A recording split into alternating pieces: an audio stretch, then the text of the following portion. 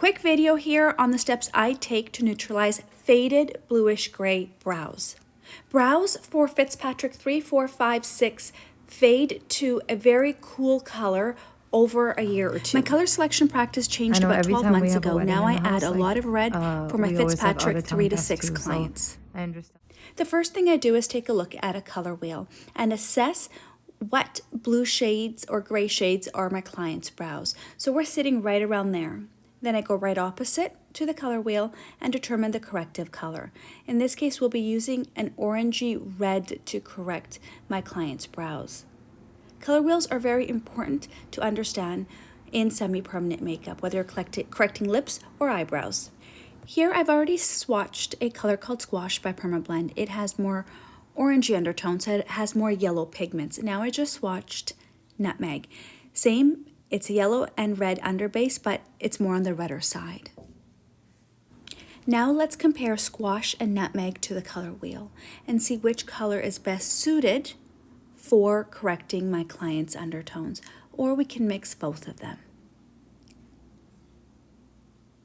In this case, I had gone forward with Squash with a drop of Nutmeg. Next, I start working on my client's brow, so I want to get the corrective color really well saturated.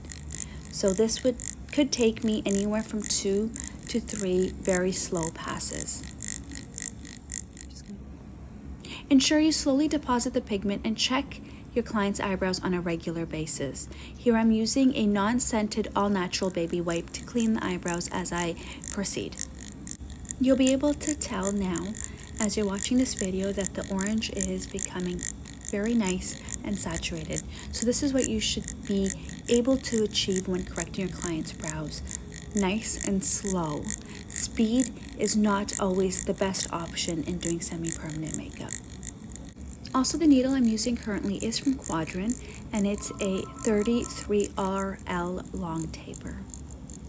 Then you're going to switch to the other side and do the exact same thing. Slowly saturate your client's eyebrow with the corrective shade you have chosen.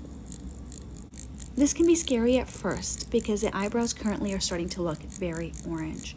But don't worry, we never send our client home with orange eyebrows.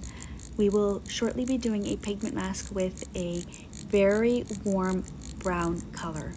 I always add red to all of my brown tones for Fitzpatrick 3 to 6. So for the pigment mask, I have picked Chocolate Cherry. You can tell it has a lot of red undertones. And I don't stop there with my red undertones. I will be adding Red Hot into the pigment mixture to ensure the color is very warm. Please note that when the color starts fading for Fitzpatrick 3 to 6, the warm tones always fade first. So color longevity is very important, so your client does not walk around with bluish gray eyebrows after 6 months of getting their brows done.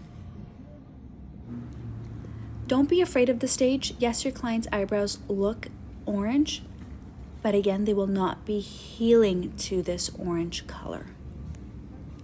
It is very important to understand that your clients from Fitzpatrick 3 to 6, for sure 4 to 6, will always heal to be very cool. As the color starts to fade after 6 to 8 months, all the warm colors fade first, so we're left with very cool looking brows. The mask now will last for about 10 minutes and then we'll remove it. It is really important to add red and use very warm based browns when doing your client's eyebrows. I've said this before and I'm going to say it again.